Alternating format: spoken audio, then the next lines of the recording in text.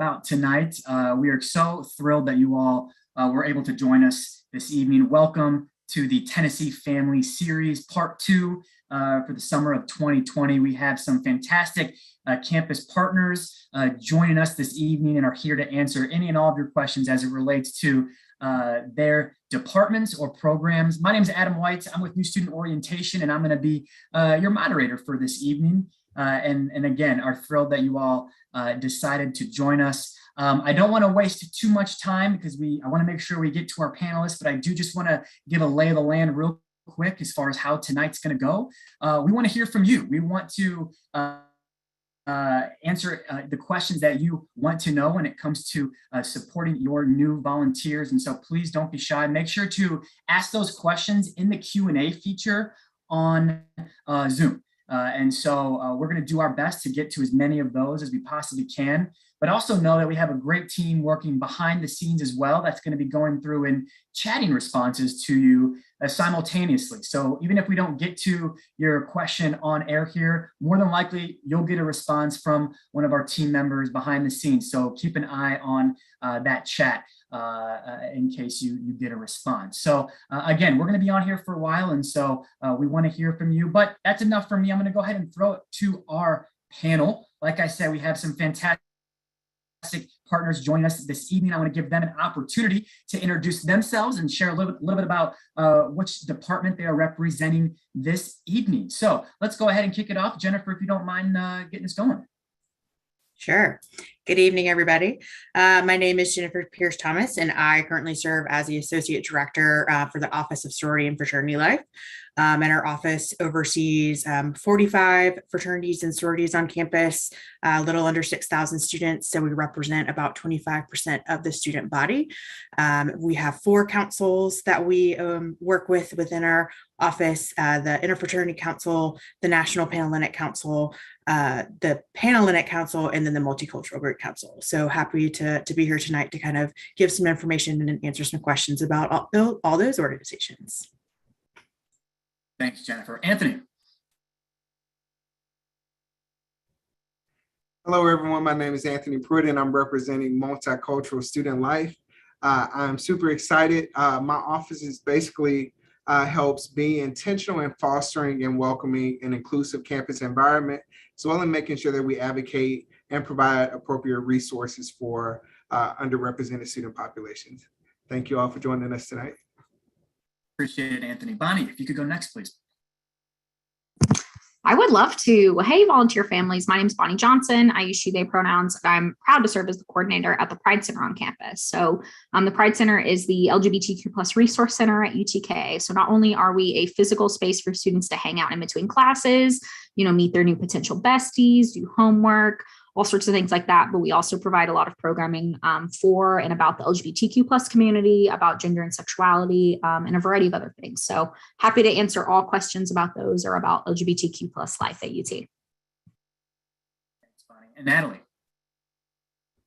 Hey everybody, my name is Natalie Frankel and I use she, her pronouns.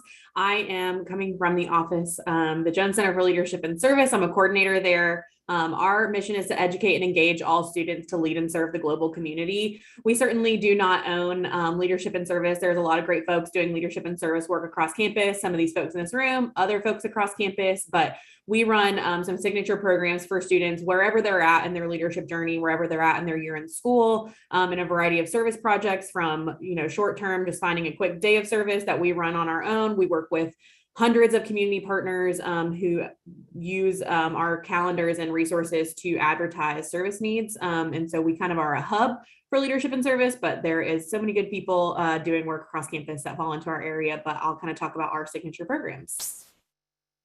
Thanks, Natalie. And like I said, we have lots to get to, but we do want to answer your questions. So families or students, if you're out there as well, please don't be shy and post those questions in the Q&A feature. And we'd be more than happy to get to as many of them as possible. I want to do another loop real quick as the questions are coming in and give everyone a chance just to provide some highlights regarding their areas, in particular how it relates to our new incoming family members, right? And so what are some things that you really want to make sure our new incoming family members are aware of when it comes to your area. So Jennifer, we're already getting questions. We're already getting questions regarding Rush and recruitment, of course. And so I'm sure we'll get into the details of those, but definitely start with you. What are just some hot button topics that you want to go ahead and throw out there? Yeah, so obviously it's summer, so the most questions we get are about our joining processes and how to join a fraternity or sorority on campus. And so, kind of some big highlights are, one, we want to make sure that our students and families understand that there are 4 different councils at the University of Tennessee. And so if you are interested in joining a sorority, please know that there are 3 councils that have sororities in them. Same for the fraternities. And so, my first kind of feedback for students as families is to do your research in terms of our different councils, who, what kind of organizations they represent. And so, kind of happy to give, high level information about some of those. The joining processes for each council is different. And so you can find really detailed information about dates and how to join and how to express interest in some of our organizations on our website, which is gogreek.utk.edu. And so, that's what I anticipate we'll get the most questions about tonight, but happy to answer any, if there's any questions in relation to, our housing and whether you join an organization with a facility or any of those types of things. So. Excellent. Thanks, Jennifer. I appreciate it. I'm sure we'll be circling back to you here throughout the evening. Crystal, I didn't mean to skip you earlier. I see you there now. I apologize. I want to make sure that you have a chance to introduce yourself and to share a little bit about some of the awesome things that our new family members should know and probably want to know when it comes to your area. No worries at all, Adam. Hello, good people. My name is Crystal Hardiman Kim. I use the pronoun she, her, and I'm the Associate Dean of Students with supervisory oversight for the Pride Center, the Office of Multicultural Student Life, and our bias education. And so I am here for any questions, all things Dean of Students, or if there are any things that I may need to answer on the back end. So Adam, you did great. And welcome. Thank you.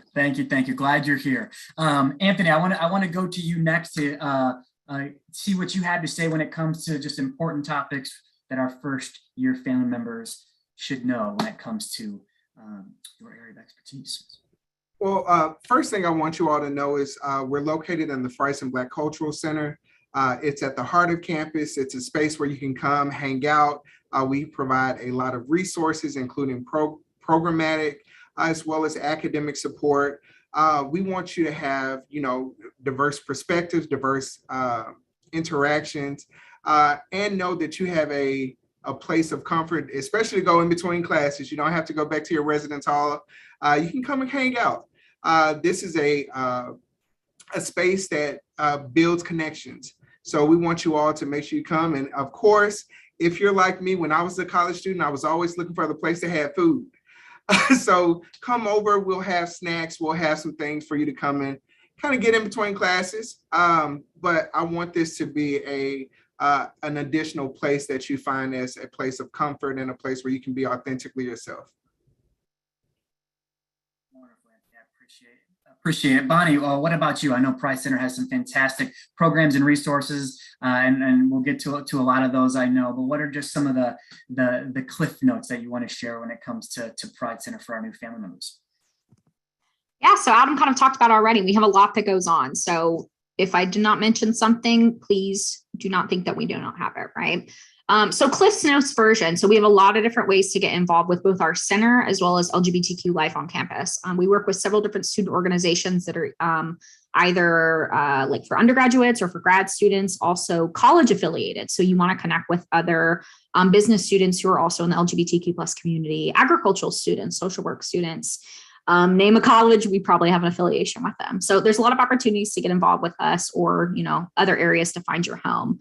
My biggest suggestion is we actually have a peer mentoring program that is perfect for incoming volunteers. You get matched with older / more experienced vols who've been around campus for a while, because I am an undergraduate alum of the university myself, and I know that it can be a very large place, even if you're from the local area, right? So we want to do as much as we can to make our students feel welcome. obviously when they get to campus, but in spaces like this, right before y'all even get here. So if you have any questions, I know sometimes there can be sensitive topics or issues that you may not want to talk about publicly, or you prefer a more private conversation. So we'll share all our contact information later, but please feel free to reach out to me during this panel afterward. Get in touch with me. I'm more than happy to help you address your specific students' concerns. And Bonnie, I apologize, you might have mentioned it already, but where's the Pride Center located on campus? Oh my God, great question. Thank you. We love to brag our new facility. We've about to start our second academic year on the third floor of the student union. So very centrally located. There's a lot of food resources nearby, as well as several of our campus partners in this very room. So lots of connection points there as well. And Natalie, what about you? I know you highlighted lots of good things during your intro, but are there a couple pieces that stand out as something that you want to really make sure that we touch on here at the top? Yeah, sure. So the Jones Center for Leadership and Service is also located in the student union. We actually share a suite with the Office of Sorority and Fraternity Life on the first floor. So if you're ever looking for either Jennifer and her awesome staff or folks in the JCLS, we're on the first floor in the student union. We have a couple of signature programs that are really impactful for first year students. And I think knowing that that's the main audience in this webinar today, Ignite is going to be one of our highlighted programs. It is for incoming students. So even before they get to campus, they have a chance to come meet some of their fellow vols, talk about leadership, get some really awesome experiences in before they even move in, or maybe they're moving in and then they're going to head up to Ignite for one of our other sessions. And so happy to talk about those in more detail if interested. We also have trips called Vol Breaks, the alternative break program that happen over university breaks. So traditionally fall and spring break that first year students can participate in. Really great opportunity to travel somewhere else and engage in service and have some critical conversations around different issues like food insecurity, education system, things like that. And then we also have a program called the Jones Center Ambassadors that first years can actually apply it to be in a leadership position within their first semester of college. So if you have a student who's really passionate about getting into a position, although leadership is not always positional, but if you have somebody that wants to do that, the Jones Center Ambassadors program, different leadership and service topics. So either they'll take groups out to do service or lead some workshops around leadership development for students. And that's something that first year students can get involved in. All right. I appreciate you all doing that. And during that time, we had lots of great questions flowing in from our family members. So again, reminder, families, please post those questions in the Q&A feature here. And we're going to start getting to as many of those as we possibly can right now. Anthony, I want to go to you, if that's okay.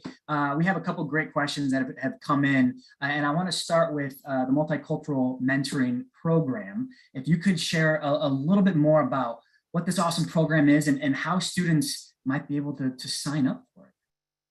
Absolutely. So what we do is pair incoming students with students who a little bit more seasoned, but who are here, who have kind of navigated the collegiate experience, who can kind of provide some tools and resources for the mentee, to be successful.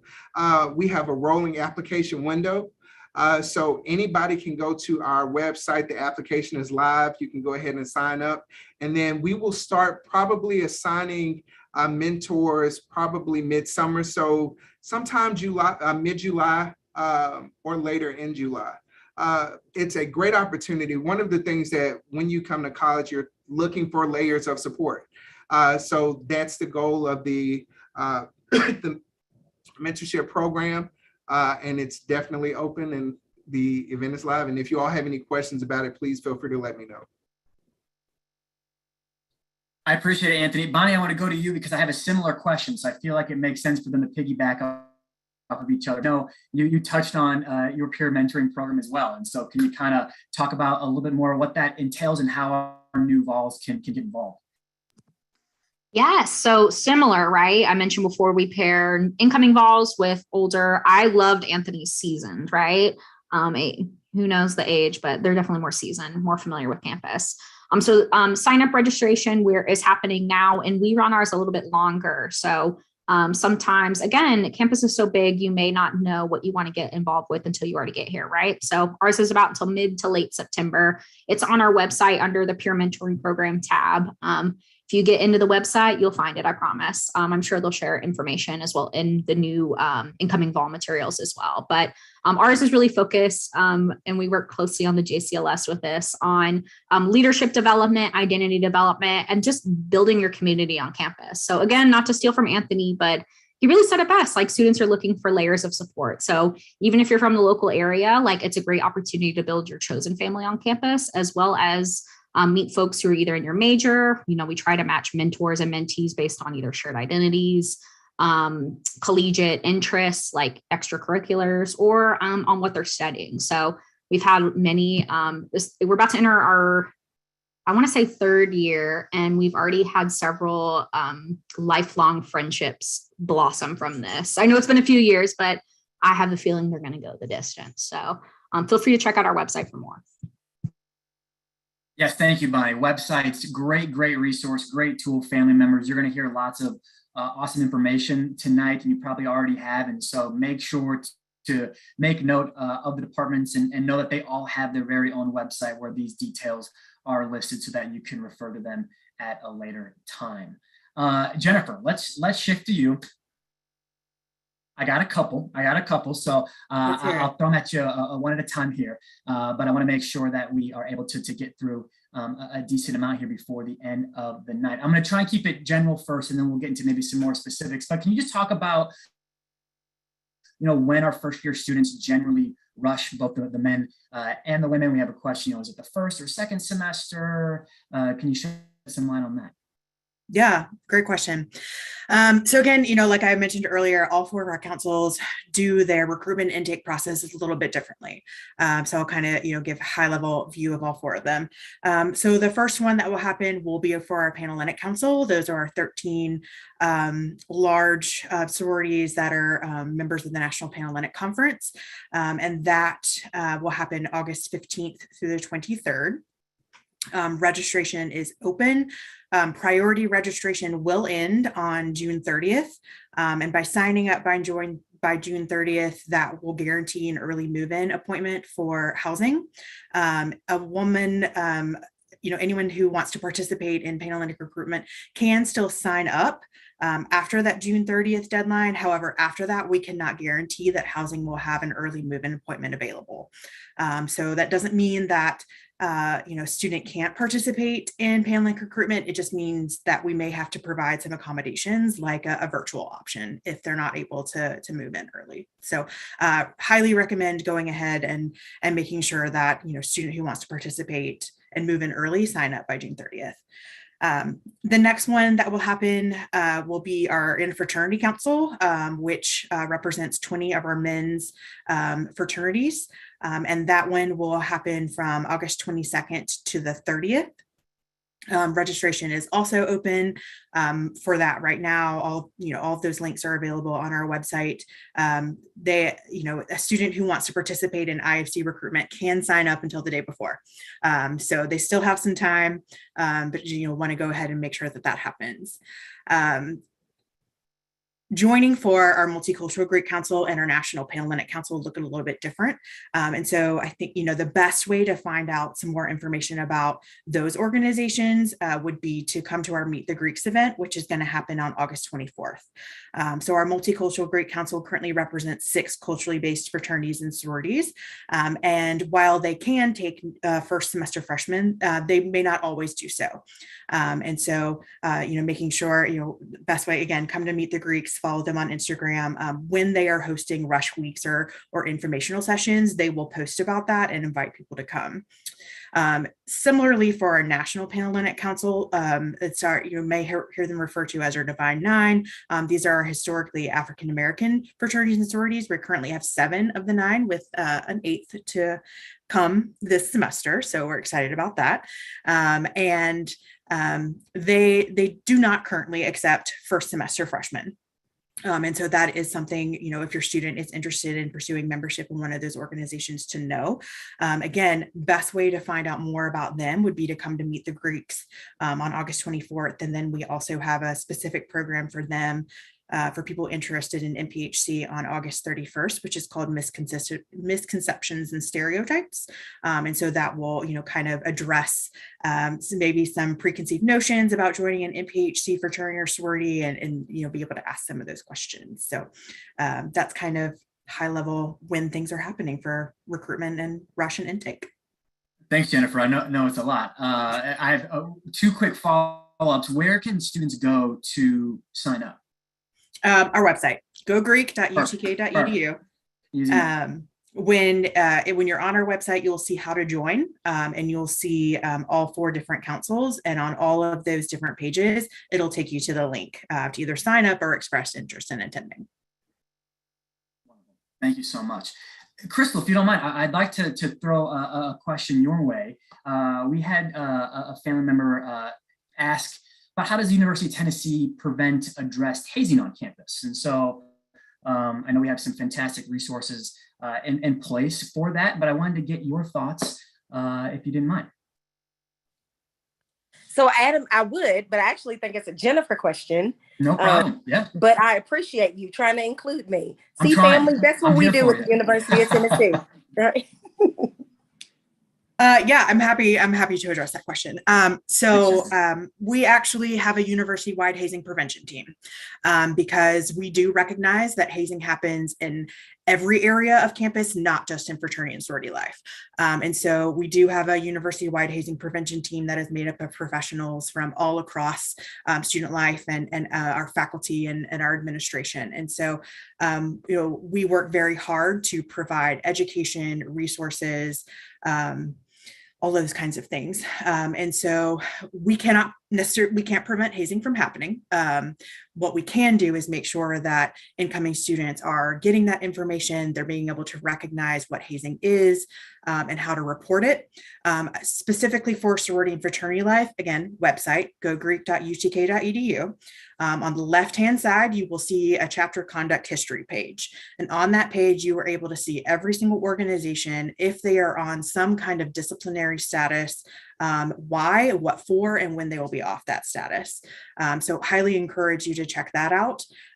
Please note that every time that an organization, regardless of whether it's a rec sports club or it's a regular student organization or a fraternity or sorority, when hazing gets reported to the Office of Student Conduct, they do investigate. And so as parents, I would highly recommend checking out our hazing prevention webpage, which I could probably find it and put it in the chat, but if you Google UTK hazing prevention, it'll take you to that page. And it'll talk to you about what are the signs of hazing? How do you ask questions of your student to find out if what they are experiencing is hazing? And kind of what are those reporting resources? So, if you have a student that does experience it, highly recommend filling out that report, getting in touch with student conduct, and we can make sure that all of our students have a safe and healthy experience on Rocky Top. Natalie, I want to go ahead and get a question your way here. I appreciate your patience.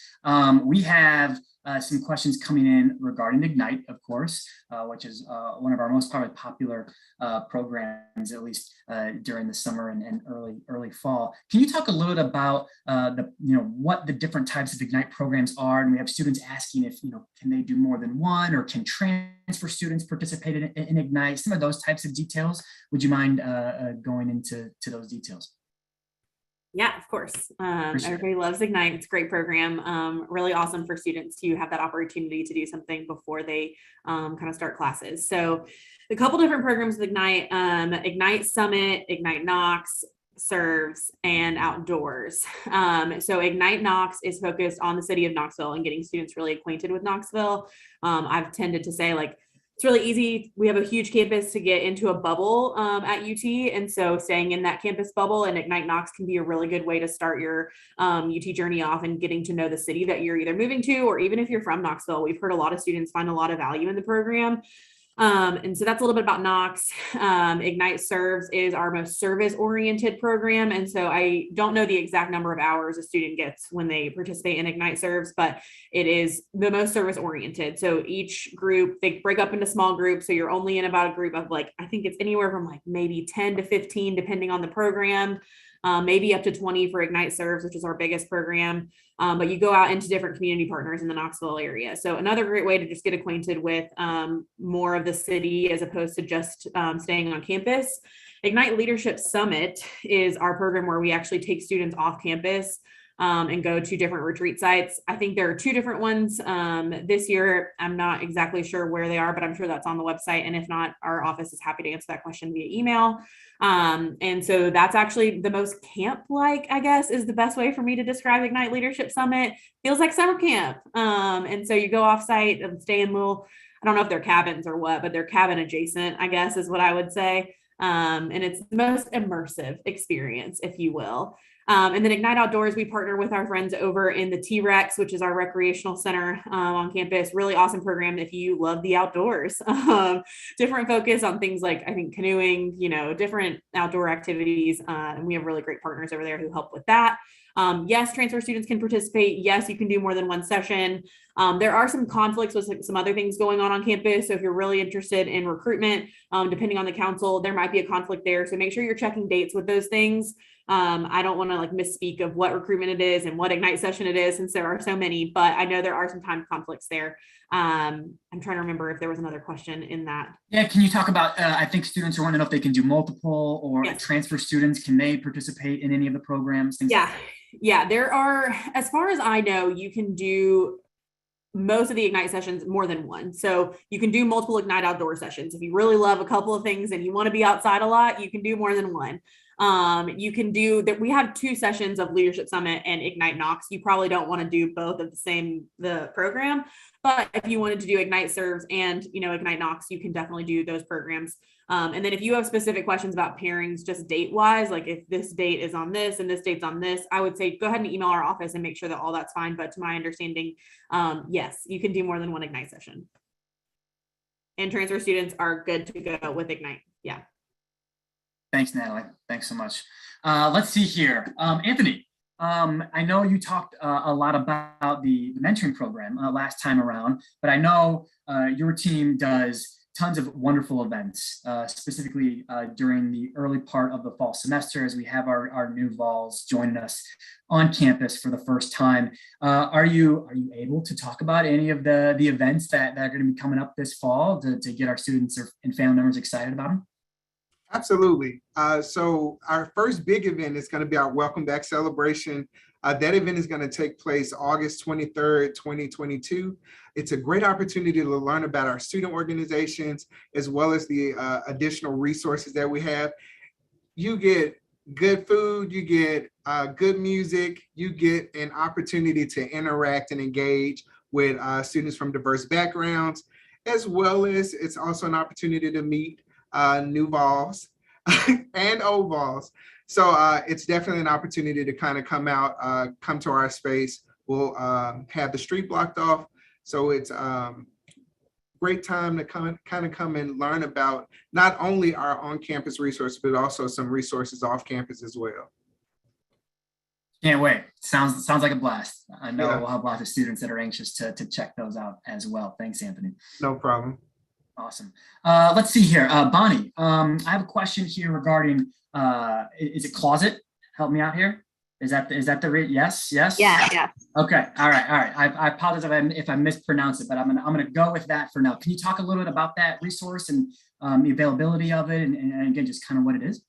100%. So I'm smiling to myself because Adam is mentioning our program called The Closet. So think of the word closet, but instead of a C, it's a Q. So it's specifically designed to be a gender inclusive and gender affirming free clothing closet. So We have a lot of different ways to get clothes at UT, for the lack of a better way to put it. So we have, and this is like not even my unit, so I'm going to plug it. So we have Smokey's Closet. That's free professional wear. So you need an outfit for a job interview, they got you. They may be a little dated, but they got you still. We also have the UT Free Store, which is through the Office of Sustainability. So actually a super helpful resource, because if you're moving to campus and you don't have a lot of funds to maybe stock your kitchen, and if you're in an apartment, or clothes, or a variety of things, they have pots, pans, truly lots of things in a free store. So we fill kind of the little bit of gap between there. So for gender diverse falls, or folks who are looking to really browse for clothing in an environment where no one's going to be judging you, maybe what section you're in or what kinds of clothes you're picking out, and as well as having a all gender restroom next door where folks can use as a changing room. We're hoping to meet that need to provide, again, free casual clothing to vols of all gender identities. So you don't necessarily have to be a gender diverse person to access this service. It's really open to everybody. So I love clothes, but that habit can get expensive. So we host pop-ups about every month for a couple of days. So they're previously hosted in the Pride Center itself, but we're looking to expand into other areas of the student union so it can continue to grow as a program and offer accessories as well. That's our next domain. So thank you for asking. Jennifer, I have a question here from family members that are wanting to know where they can go to find information regarding costs when it comes to various chapters. Yeah, that's actually a really great question. GoGreek.utk.edu. What do you know? What do you know? Awesome. We actually, we try to be really transparent in this, because yes, there is a cost to joining a fraternity or sorority. And so on our website, you will find a full financial breakdown for each of our chapters. What is important to note is that costs are going to be different in terms of whether you are paying semesterly or whether you are paying a full upfront cost. It's also important to recognize that costs are going to be different if you are joining an organization that has a facility. And so there may be rent that is required. There may be a meal plan that is required.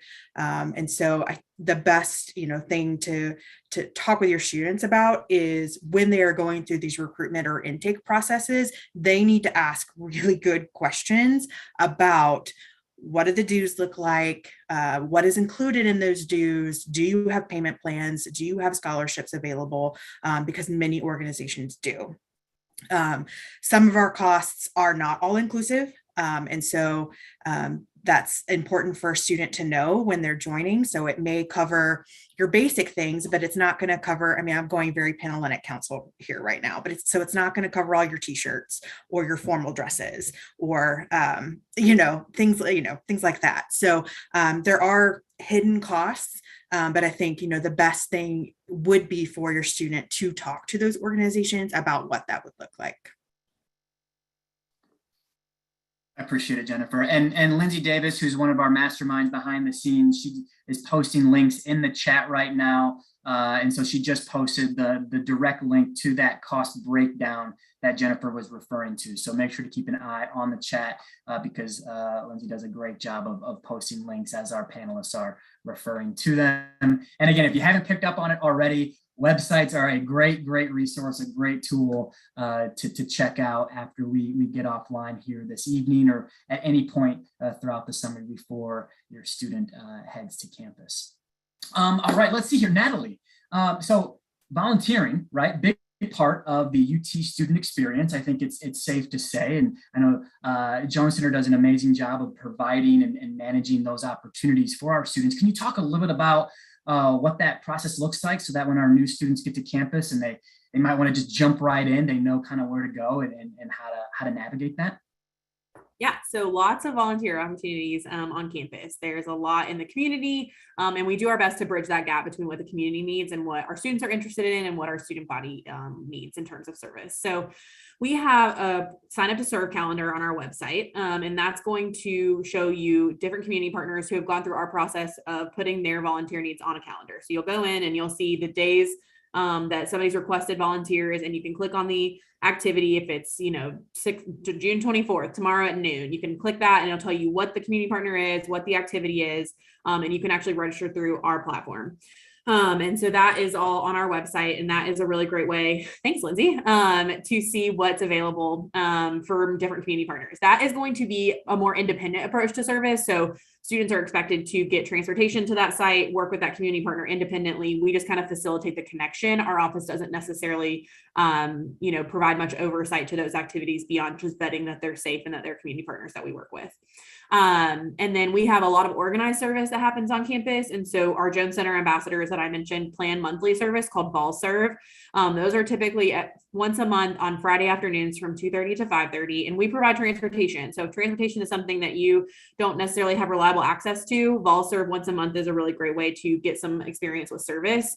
And it's 3 hours, and we work with a variety of nonprofits. And it's just a little afternoon of service. There's also just so many people doing service on campus. And so we have student organizations that are housed in our Center for Student Engagement, that are service-based organizations that you can look into. There's plenty of resources out there about all the service organizations that are separate from our office.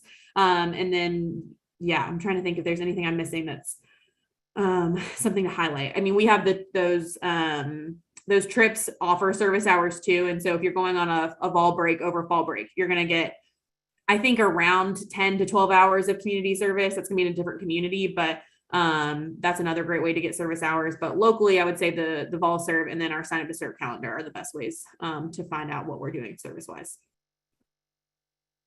Thanks, Natalie. Appreciate it. And again, Lindsay Davis posted the link that Natalie was referring to in the chat. Bonnie, I want to go back to you real quick because we had a question that I think stemmed from your previous response. And so I didn't want there to be too much gap in between, but a family member is asking how someone can donate clothes to the closet program. Okay, whoever you are, you're so sweet. You get my gold star of the day. Okay, I want to say that. So I regret to say we are not currently accepting clothes, but we will be, I want to say maybe late fall, or if it's winter clothes, we're very much trying to hook up our balls with coats and other things, which is unthinkable now if you're in Knoxville or in the South because it's very hot, but we are looking for those, as well as, for lack of a better way to put it, like gender affirming clothes. So binders and other things similar to that. If you're interested in donating, please get in touch with us. So not to say, go to our website. You can, I'll say pridecenter@utk.edu, or get in touch with me. I always say, my name's Bonnie. My email is super easy to remember, bonnie@utk.edu. So I'd be more than happy if you have specific items that you think are stylish and would go quick, or maybe fall in kind of that gender affirming category. Let's chat. I would love to figure out what we can do, because we have a lot of denim and a lot of business casual blouses, for the lack of a better way to put it. So we're looking for a little bit more diversity in clothes and things that maybe Gen Z would be into, as opposed to maybe some of our colleagues, for the lack of a better way to put it. But I love your spirit. Gold star. Okay. Thank you for that. Bonnie@utk.edu, by far the best email address on campus, bar none. Love it. Thanks, Bonnie. And Jennifer, I want to go back to you here. We have a question just about kind of overall involvement. You know, we obviously have a ton of students who are part of a Greek life organization on our campus, but we have folks that are wondering if, you know, those students are also able to be involved in other things outside of, their organization. Absolutely. We highly encourage it. I think one of the best things about joining a fraternity or sorority on campus is making those connections with all these different other organizations and people who are leaders. And so that's actually information we collect each year, is what else are our students involved in? Right now we have our SGA president is a member of Alpha Kappa Alpha. Our last SGA president was a member of Chi Omega. So we're representing SGA presidents right now. We've had tons of torchbearers, which is, the highest recognition that an undergraduate student can get. And so we've got people who are, on sports teams and athletic sports teams, academic organizations, and all kinds of things. So absolutely, and there are students we get that are concerned. So I'm a nursing major. Am I going to have time? Absolutely. We have tons of them. So you can definitely make it work. Appreciate it, Jennifer. We have time for just a handful more questions. And so families, if you haven't gotten your question in the Q&A, make sure to do so, and we'll do our best to kind of knock out as many as we can here in the final minutes. But Anthony, I want to throw it to you. You mentioned a few responses ago that MSL has organizations, student organizations. Can you talk a little bit more about what are those organizations? Absolutely. Thanks. So we really believe in the beauty and the importance of identity. So some of our student organizations include our Asian American Association, BCPC, which is our Black Cultural Programming Committee, Brothers United for Excellence, Land American Student Association, Multicultural MMP, Multicultural Mentoring Program, NAACP, Native American Student Association. And again, just kind of going back to that Welcome Week or that Welcome Back celebration. Again, it's also an opportunity to connect with community members and community resources. So oftentimes our students from underrepresented populations come into especially new areas and they want to know, okay, I need to figure out where I can go get my hair done. So what resources are there? And there are also some opportunities, especially if you want to mentor community children. So going out into the community and serving as a mentor, but making sure that there are opportunities for them, again, not only to be plugged in on campus, but also within the community as well. So a lot of student organizations, we oversee about 9, and you can learn more about our student organizations by going to our website, and of course, following us on social media. That'll keep you up to date on some of the events going on and how you can support. Appreciate it, Anthony. And I know the first couple of weeks of the fall semester, you almost have to try to not find out how to get involved in various organizations or different things happening on campus. So family members definitely encourage your students just to explore during those first couple of weeks. Know that we're going to have events and different programs that are going to showcase so many of our organizations and Adam, I want to make opportunities on campus. Yeah, go for it, Anthony. So for all of our families, encourage your students to be, or your children to think outside of the box. Come in with an open mind, even if they don't necessarily share an identity with some of the student organizations. Attend some of the programs. When we have that big Welcome Back celebration, and also when we have our student organization fair, take an opportunity to go to these tables, go to these organizations, learn about who they are, why they are, and what they do on campus. Again, that cultural piece is very important, but again, it's a great way to connect with some pretty awesome people. Well said. Appreciate it, Anthony. Natalie, you're gonna have one of our last questions here. You kind of briefly touched on it, I think, in your intro, and I want to make sure that you had a chance to kind of loop back and provide some more details of All Breaks. All Breaks program, another extremely popular program on campus. What can you tell our family members so that way they can hype it up even more so to their students? Yeah, love the Vol Breaks program. It's a really unique opportunity for students to get exposure to a different community. So students are going to be going to a different city, normally a different state, to do service and engage in conversations around a social justice topic. So like food insecurity, education. We've done trips about LGBTQ plus community. Gosh, I'm trying to think of there's been so many, but they normally have a theme and they work with community partners in that city that focus on that theme. And so we've sent trips to Chicago before. We've sent trips to Asheville, North Carolina, Nashville, which is obviously in Tennessee, Memphis, places in Virginia. And they go, and the trip's led by 2 other students. So it's a really great way to meet somebody who has similar values to you and things that you can talk about in terms of getting to know UT and getting involved, because they're typically pretty involved students, and they go and do service. And then you're typically doing about 8 hours of service a day with community partners. Sometimes it's visiting different like educational groups. I served as a learning partner. So that's the faculty or staff member who accompanies the trip. So it's 2 trip leaders that are typically students that have been trained through for at least since like August now until spring break or fall break. And then a faculty or staff member who goes with them. I served as a learning partner for a trip to Columbus, Ohio, and we visited the like Department of Health or the public health department in Columbus. And so sometimes working with community partners directly on service, sometimes visiting a different group that can educate the group on whatever the theme is. Really, really cool, impactful experience, really different way to spend your fall or spring break. and definitely recommend all students participating in one. It can be a really life-changing experience for students. Appreciate it, Natalie. Jennifer, you have our last question before we do our wrap up here. I got two kind of rapid fire to you to make sure that we get to them. One, how important is it to have letters of recommendation for sorority recruitment? And two, what are, if any, the pros and cons to doing sorority recruitment compared to the fall semester to the spring semester? Sure. Oh, letters of recommendation. So it's my favorite question. It is not required. Lots of our national organizations, if we're talking specifically about the Panelist Council, so I'm going to make that assumption that we're talking about the Panelist Council, lots of our organizations are actually getting rid of their recommendation letter policy and changing that to be more inclusive. And so that's something important to know. It is not make or break. If a student does not have a letter of recommendation, does not mean that they will not get invited back to visit with that sorority again. Especially if it's a letter of recommendation from someone who doesn't actually know the student. That's not very helpful. And so I would recommend focusing on it if you know people who have a close relationship with your student and can actually speak to why the student would be a benefit in a sorority at UT.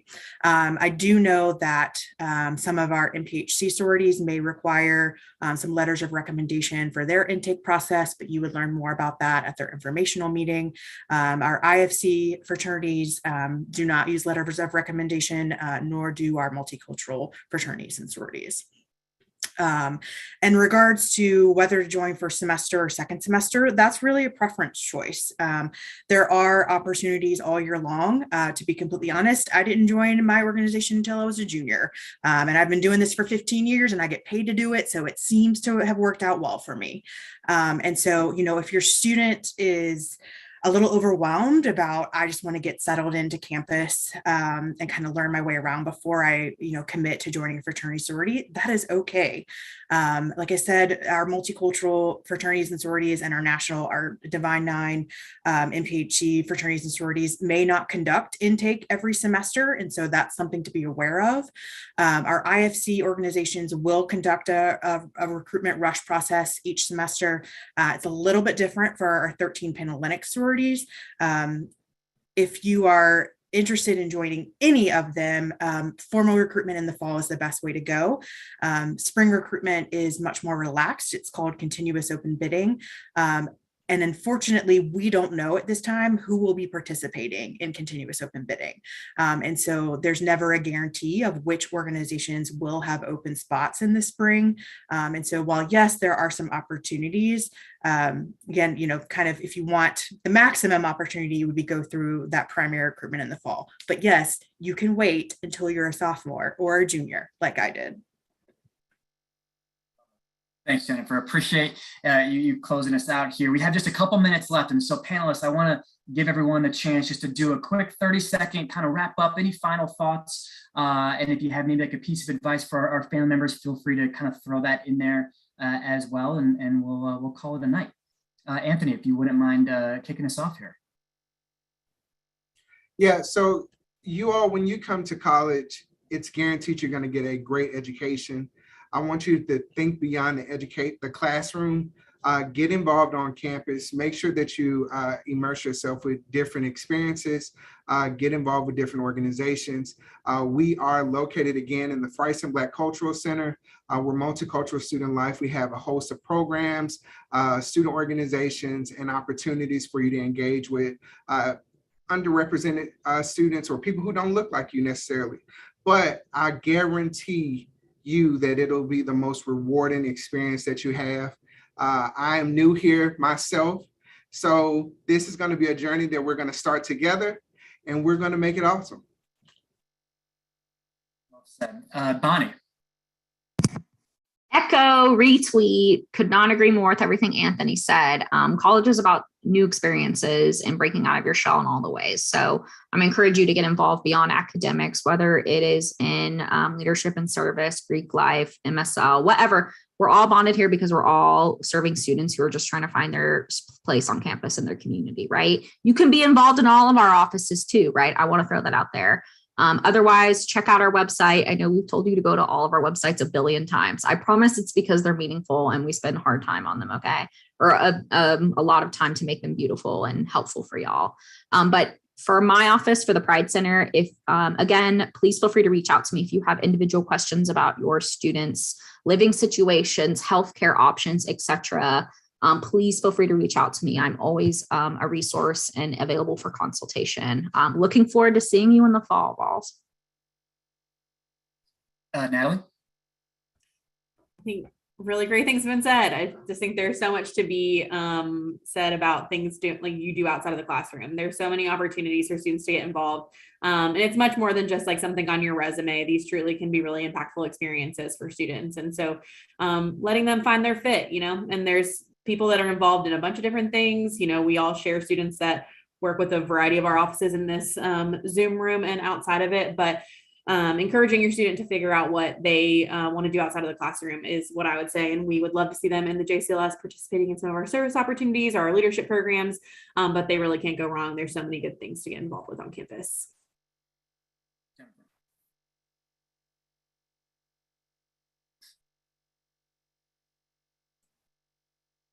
I'm just going to assume it's me. Oh, sorry. Was I muted still? Sorry. Oh, Jennifer, yeah. sorry. I was like, I'm just going to assume it's Jennifer. me. Okay. So, I've plugged gogreek.utk.edu a lot, but the coordinator that I supervise would probably really mad at me if I don't also mention our Instagram handle. It's at UTK. Actually, I don't even know what it is. Hold on. Let me look. UTK Greek Life. All lowercase, all together. We are the most followed Greek life account in the SEC. So go follow it. We've got lots of information on there, lots of great stuff. So if anyone, staff members, if you see Hunter, you can tell him that I plugged our Instagram. In addition, I would just say, I know there are some very specific questions around joining processes. And so we do try to put that information on our website and provide that. There is a list of staff and you can kind of see who oversees each council for each joining process. So you can send staff directly messages, but absolutely coming into the process for joining a fraternity or sorority with an open mind. Every single organization can offer you what your student is looking for. So if it's friendships, academics, leadership, service, all of those things are available in every single one of our organizations. And so having that open mind when they go through that joining process is gonna be the most beneficial for them.